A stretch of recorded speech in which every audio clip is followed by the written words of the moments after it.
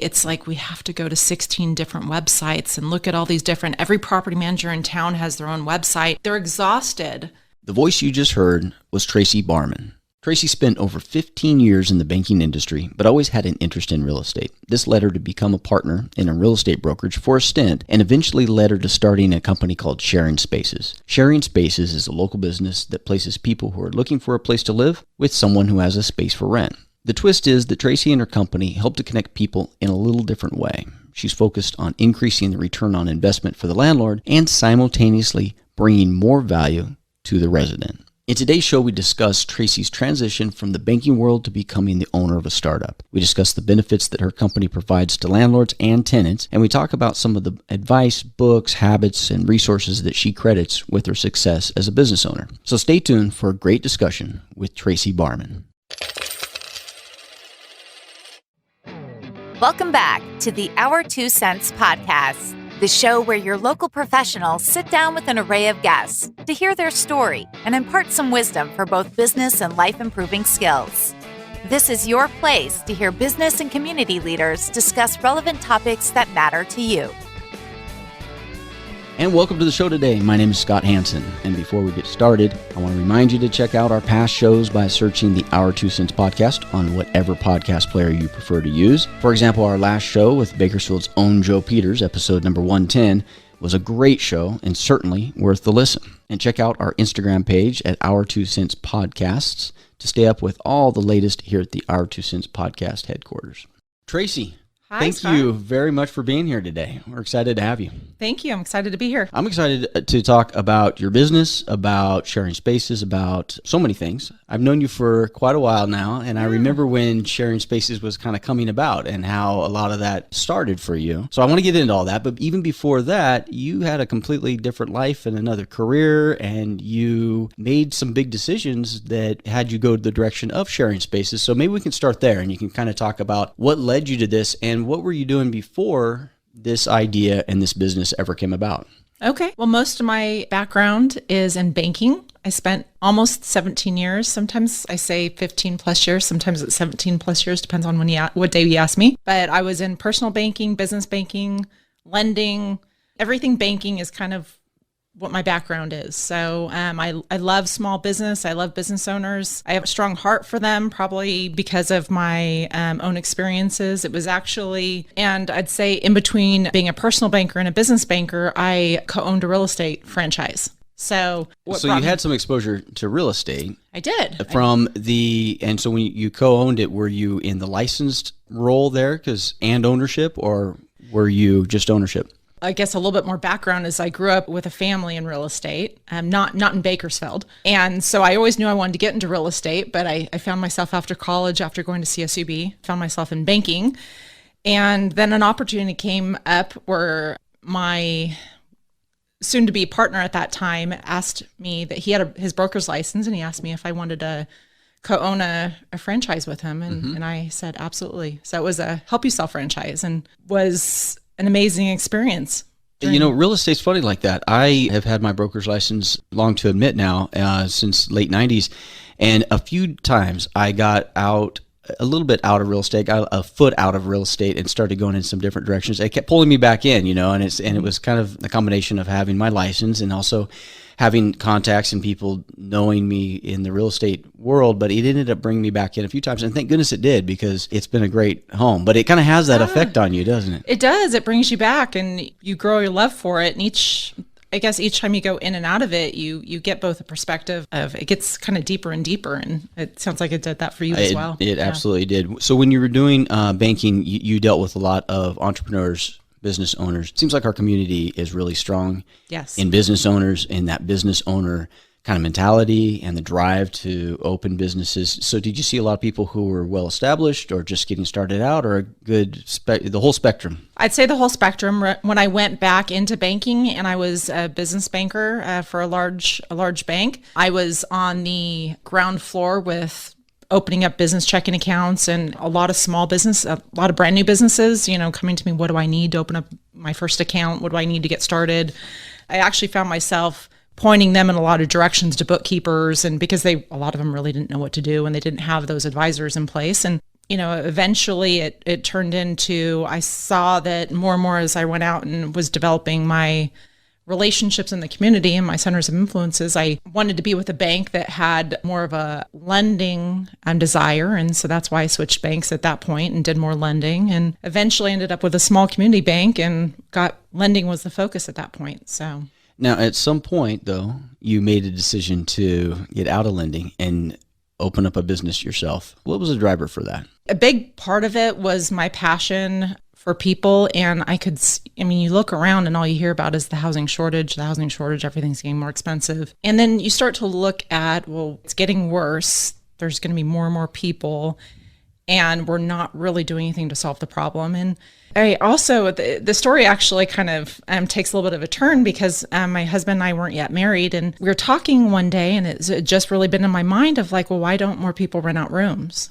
And as we do, we just explored it, had multiple conversations, and it's the risks of bringing somebody into your house. And most people don't know how to screen. Most people don't know how to have the right leases in place. And most people don't know how to do it. I use the word safely. Safely is probably not the right word, but it's how to do it right. And so that's where I started looking around, and there wasn't really there's not tons of resources. There's a whole bunch of blogs and people who write articles, and there's a few services that sell stuff, but there's nothing that really says, here's step 1, here's step 2, here's step 3. And that was really where the company launched, was opening that door to start helping people make that decision, being there a lot if they wanted you a lot, and a little bit if they wanted you just a little bit. So that's what I understand, is that your company, Sharing Spaces, is a one-stop shop for somebody who wants to earn income from renting a room or a entire unit, right? So it's the full gamut. It's a partial rental of a piece of a property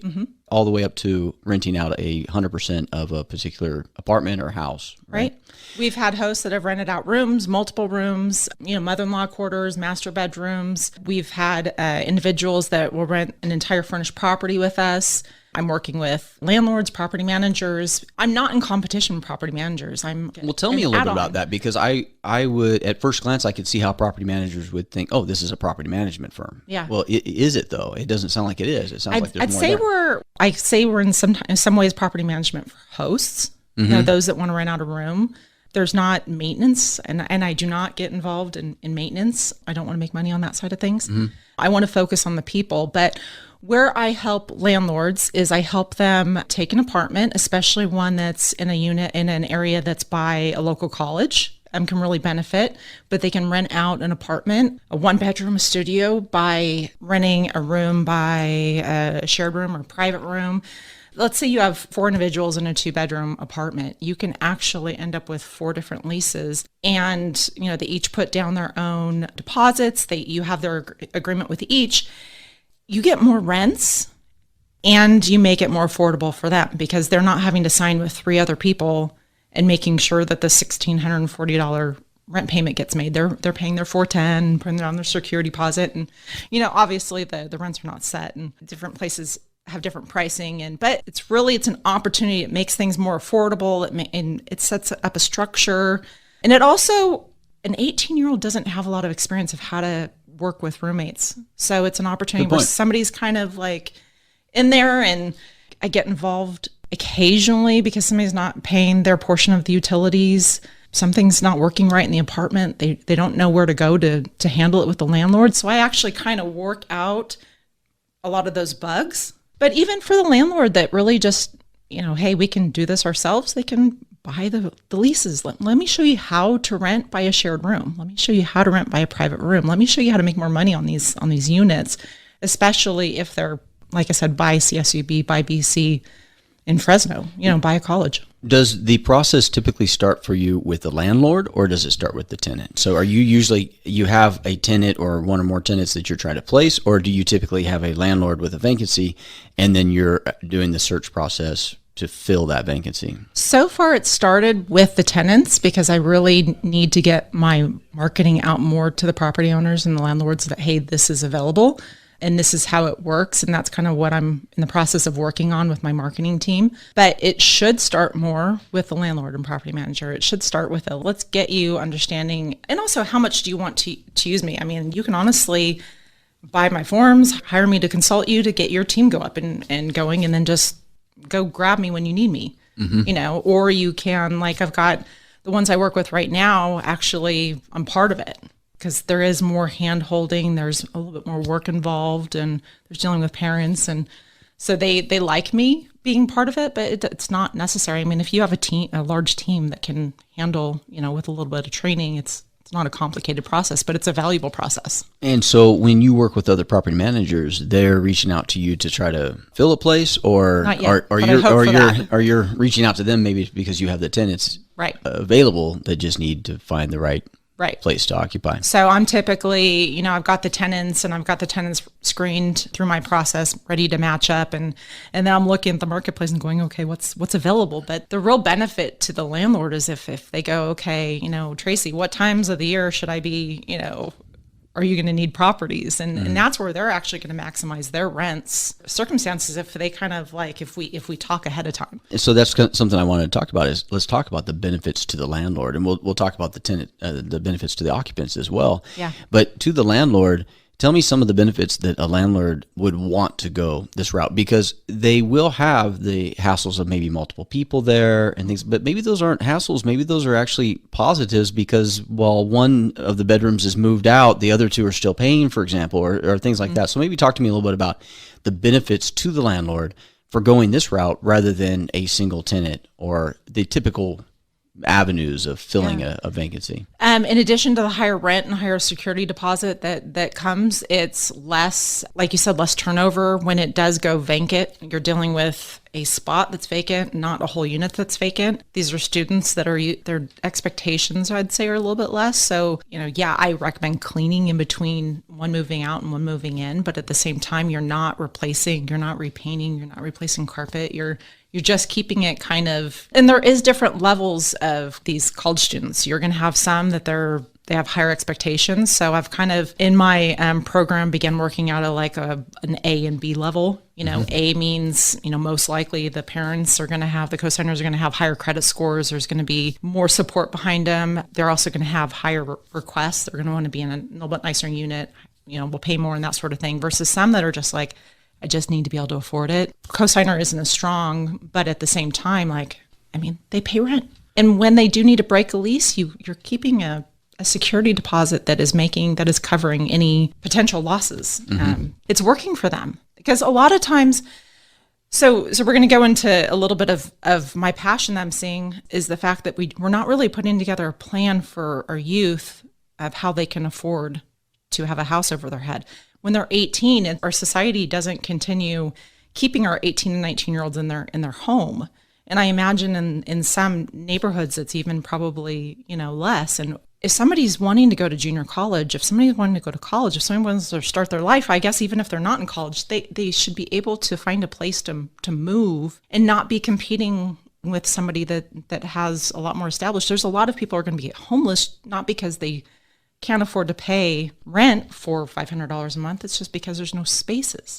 So, and this program opens up those opportunities. And so we are in a real shortage right now. And so landlords are not particularly incentivized to search for this type of solution. And so I guess that's where I am. I do want to know about the benefits to the landlords, because if they have, for example, you mentioned higher rent. That sounds very attractive to a landlord, right? That's something that anybody would be very interested in. You'd think. So tell me a little bit about that. Is it significantly more? Are you seeing a percentage or something that's higher net to the landlord typically by going this route? Yeah, I would say it depends, because obviously we don't set rents. So landlords are the ones that determine what rent, but there is a formula that goes along with it, but the rents are significantly more. Whereas you'd rent out an apartment for, say, $900, just as an example, there is a one-bedroom apartment that to a family or to a person would rent out for $900. The landlord's getting $1,275 a month. The deposits are two times rent, so the deposit on hold is significantly more. $1,250, $2,500, excuse me, $2,550. Yeah, that's quite a bit different. You're not going to lose. Yeah, that would certainly get a landlord interested. As a landlord myself, that would get me very interested. And I had, in one case, there was, multiple in the one-bedroom apartment, and they were quite happy because, they can support each other in the process. The parents can support each other. But I had one move out, and literally had another one move in less than 2 weeks. No kidding. There was no loss. And I think more and more, like, I'm not, you don't see my marketing everywhere. I'm not even really marketing, and there's demand. So what I need is the listings. Yeah. Let's go start housing some people. I like it. So let's talk about for the occupants, some benefits for the occupants. I think you've touched on a lot of them. The fact that they may not be able to afford or want a whole house, but they just might want that bedroom or part of a bedroom even, right? And so it sounds like it's something that's affordable for the occupants. Right. And they're getting a little more bang for their buck, even though they might be paying a little more for that particular space. It sounds like the overall picture, they end up coming out ahead as well because they get something a lot nicer than they could afford by themselves. Well, and what you also find is one student's bringing the vacuum, one student's bringing the dishes, one student's bringing in this. And you speak of like, okay, well, what happens if, one breaks? Well, I've had one unit that broke a window, and he's like, okay, Tracie, I'm really sorry I broke the window. Let me fix it. So there's not any issues of like, well, who did the damage? They're like literally like, sorry, and we fix it and they pay for it and move on. But it literally is like, it's a built-in support system. And so we're actually building a structure that allows them more to match to pick their roommates, to that sort of thing based on some factors. And then at that point, the next step was like, okay, well, now let's go find the properties. And that's where, and what I'm doing is on sharingspaces.com, we now have the ability, anybody can list a property. And what I'm doing, and this is my at least plan for the next year or two, is make listings free. So if you're a landlord or you're a property manager and you just want to try it out, list the property for free. That's great to know. It doesn't cost you anything. There's no loss. Put it on there. And then that way, because if I'm spending too much time searching for everything, and then I'm not, those are fewer placements I'm doing. So sure.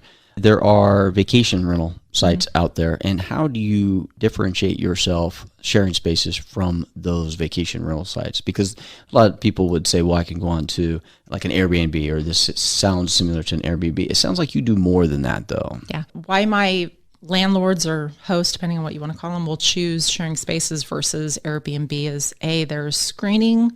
There's a lease in place. There's a lease in place. There's also, I have a furnished unit addendum, furnished house addendum. So there's a lot more to it. And there's this feeling of safety that Airbnb and the VRBO, I don't think gets in it. And at the same time, actually, my husband and I were at one point looking at buying a house and doing VRBO out in a coastal area. And the management fees are expensive. It's because like if something breaks in the middle of the night, like you better have somebody there fixing it. Somebody's on vacation, and so it's a rental situation. It's a somewhat, some are short term, some are long term. Short term for Sharing Spaces is 2-3 months. Yeah, but typically 3 months, 13 weeks is the minimum. So there's less of those emergencies that come up or urgent things out, but it's screening, leases, security deposits. There's a model and structure that just brings more security to people's minds. You are housing people more for the purpose of living there,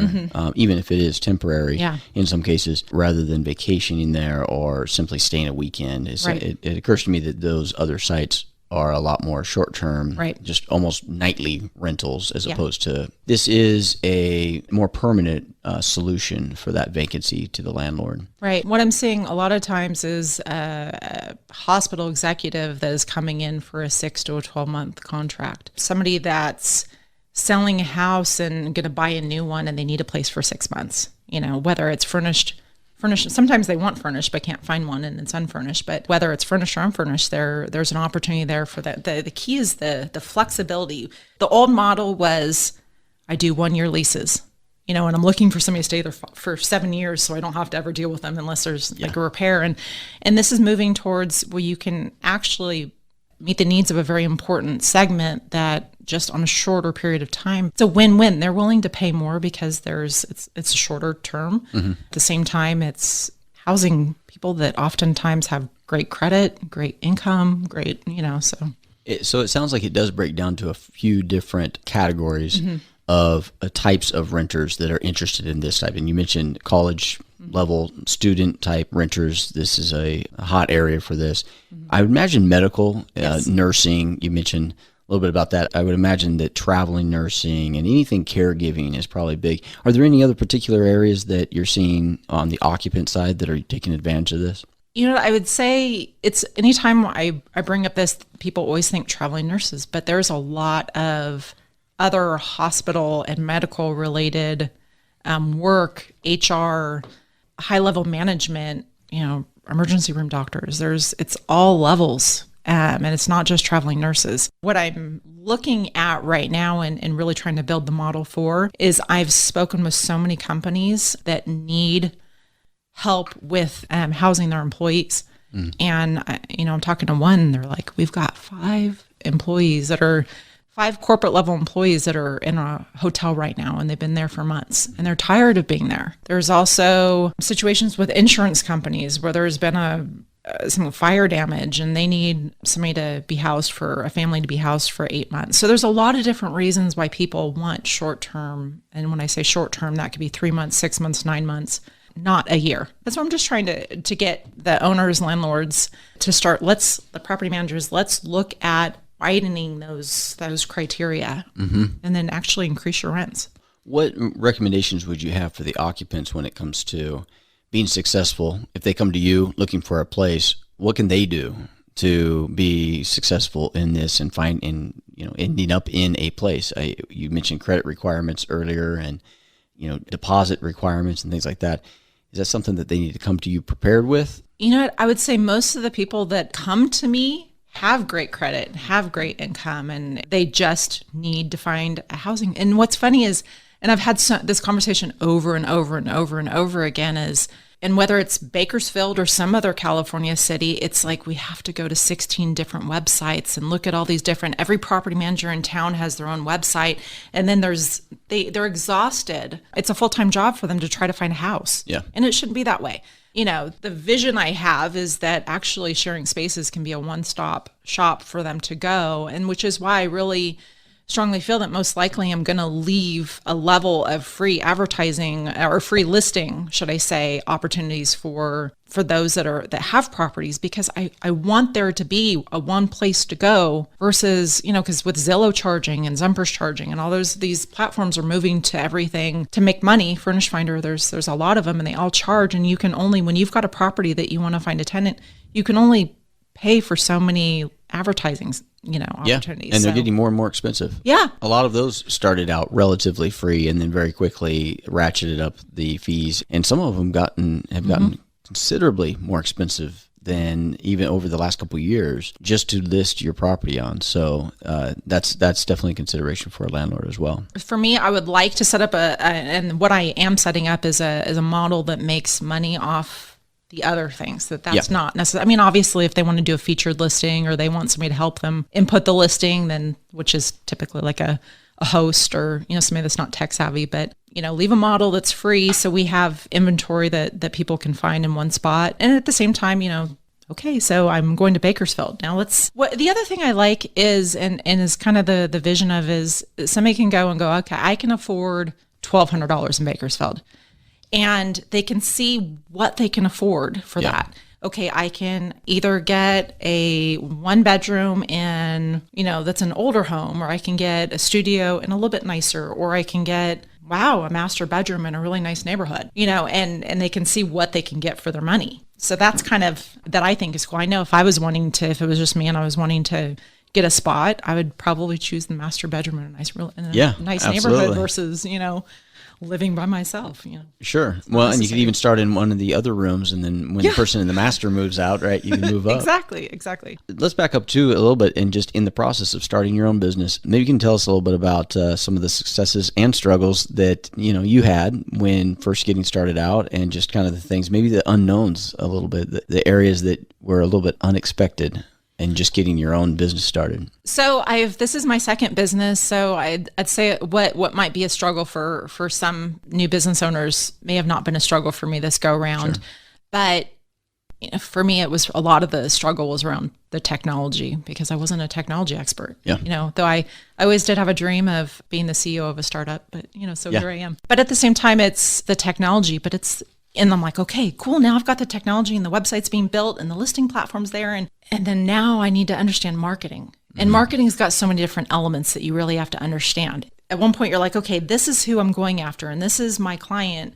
And then what I found is that my marketing, what I said I did was such a garbled mess, that nobody could really understand what I did. Then it was working with an expert on getting my story straight, which is still in the process, but then I've already revamped my website twice, and now the next revamp is going to be a small revamp. It's going to be just tweaking some things, but there's more website, evolution to come. And I'm really super excited about it now, because now that I'm like, okay, I think I understand branding and, story branding better. And so I think I'm getting closer to the final website, but it's all those pieces. So I don't have to be an expert in any area, but I actually have to have an understanding of a lot of different areas. I've already been through all the legal creation of all the legal documents. I've already spent thousands of dollars with attorneys on, specializing leases for all these different things that I do. I've implemented software systems. I've implemented procedures. I've figured out pricing. I've figured out what my sales pitch is. I've got all these people that I've been able to tap into, but it's a lot of the hardest part's been technology. Yeah, really it sounds like it, because even with the marketing, there's a lot of technology now. That's not just marketing isn't just running an advertisement and answering the phone, right? There's so much to it now. Early on, you start spending some money on marketing and find that you're spending $36 for a click. Like what? Right. Right. Stop. Yeah. Yeah. Who's out there clicking all this stuff, racking up my bill, right? And maybe not even doing anything with me at the end of the day. Yeah. And what's funny is you're like, okay, so I'm looking for this. And then you talk to somebody and they're like, oh yeah, I do that, and you're like, great, you're so excited. They have such a great sales pitch, and you don't know enough of what you don't know what you don't know. And then all of a sudden you've spent, $2,000 and realized they don't know what they're doing. Yeah. This sucks. And you have almost no ROI or any ROI on that $2,000 investment. Yeah. So I'd say the more and more I got into it, I made fewer of those little costly wastes, and I feel like I'm getting good ROI for the money I'm investing these days, so it's good. Yeah, good. So do you ever look back and go, why did I even get into this thing? Has it met your expectations enough to keep it going? And so when I was I launched in 2019. I definitely say by the end of 2019, my husband's like, why are you doing this? You're so stressed out all the time, and like you're torturing yourself. I'm like, I know. And then I'd wake up and I'd be like, okay, let's go. I think it's just I felt it actually took me about 2 years of talking about sharing spaces before it launched, and maybe even a little bit longer. So what I was amazed is that I stayed passionate about it that whole time. So when I did launch and then, really started to hit some of those obstacles or opportunities, it was, I knew that my heart was there and my focus was there, but it's just really, anytime I'd go back to the vision of what the company was going to become, I was totally 100% in.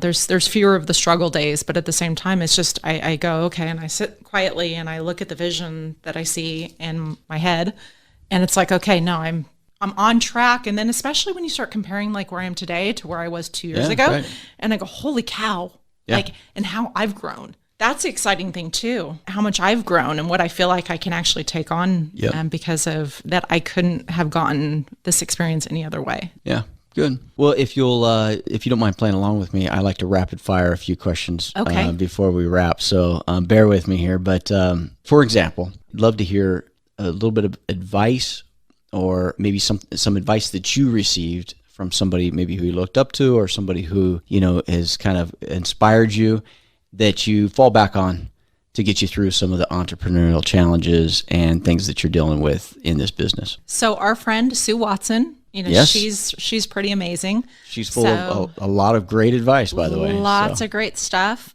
So I'd say she's been a strong mentor through the years. She's a good friend, and always kind of can get you back on track, me back on track as well as many others.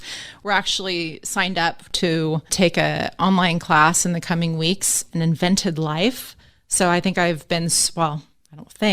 my husband and I would both agree my brain has been super focused on the business the last couple of years, and it's time to be inventing and spending some more of the mental power on making sure our life is heading, personal life is in a good place. So that's I appreciate Sue for inviting me into that possibility with her. Wonderful. How about a book or some type of media material that you either gift a lot or you recommend to people or that you keep going back to for inspiration or guidance? One that I'm a fan of is The 12-Week Year by Brian Moran. I've not heard of that before. Tell me about that. It's a good book. It's about, instead of looking at your goals from a 12-month perspective, you look at them from a 3-month perspective, a 12-week year perspective. Okay. And it gets you, I guess, human nature when you have 11 more months or 10 more months or 12 more months before you actually have to be accountable to goals. Yeah. You don't tend to work as hard. There's not the same urgency.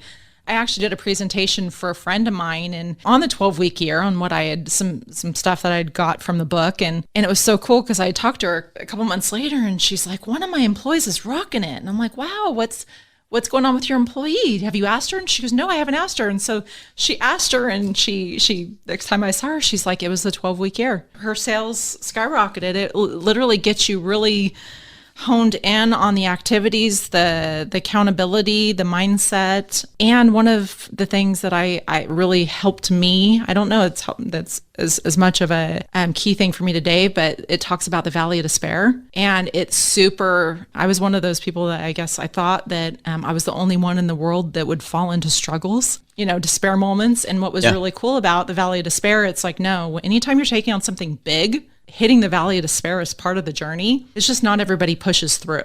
I couldn't agree more. So, you almost need to expect it. Yeah, right? Exactly. It's just part of the process. So get your get your mindset, to where it's just part of the game. That's right. And then that makes pushing through it that much easier because you go, I knew I was going to end up here for a little bit, right? And this is part of it as well. Yeah, and you make sure you also surround yourself by those people that are going to cheer you on when you're there. Sure. You're not going to go to that. I like the idea of this 12-week year book as well. I'm going to have to check that out. I can see how, typically people will wait and cram the night before the test, right? And do the final project the day before it's due kind of thing. And I think that's kind of what you're referring to, right? You have year-long goals and then, you wait until the very last week, I need to hurry up and get these goals done, which is really a half-ass attempt at getting them done. In fact, the matter is, even if it looks like you got them done, you probably didn't. Right. So, I can see breaking that down throughout the year to be real beneficial. Actually, hold yourself a little more accountable. It is.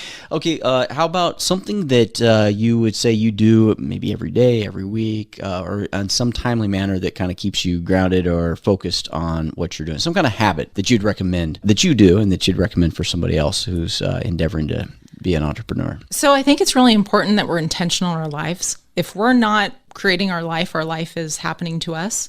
And so with that, I'm constantly reassessing my priorities. And my priorities aren't changing, but I'm going, okay, what are my priorities? Okay, 1, 2, 3. Okay, are my actions, is the way I'm spending my time, the relationships, do those match my priorities? And I'm constantly assessing that. That's honestly probably what keeps me on track. Good. Well, thank you, Tracie, for coming in. And after the show, if somebody wants to reach out to you and get that listing going on Sharing Spaces, or just ask you a few more questions and get involved in what you're doing, how would somebody reach you? SharingSpaces.com. And my email address is Tracie, Tracie, @SharingSpaces.com. Tracie, thank you so much. Thank you, Scott. This show has been brought to you by the Law Office of Kyle Jones, Troy Burden with the Lynn Company, CPA John Duffield, Scott Hansen, real estate lender, broker, and investor, and Eckroth, LLC, a sales and marketing agency. You've been listening to the Our 2 Cents podcast. Check out the show notes for links and more information about the show. Also visit our website at our2centspodcast.com or check us on Instagram at Our 2 Cents Podcast. If you enjoyed this podcast, please subscribe.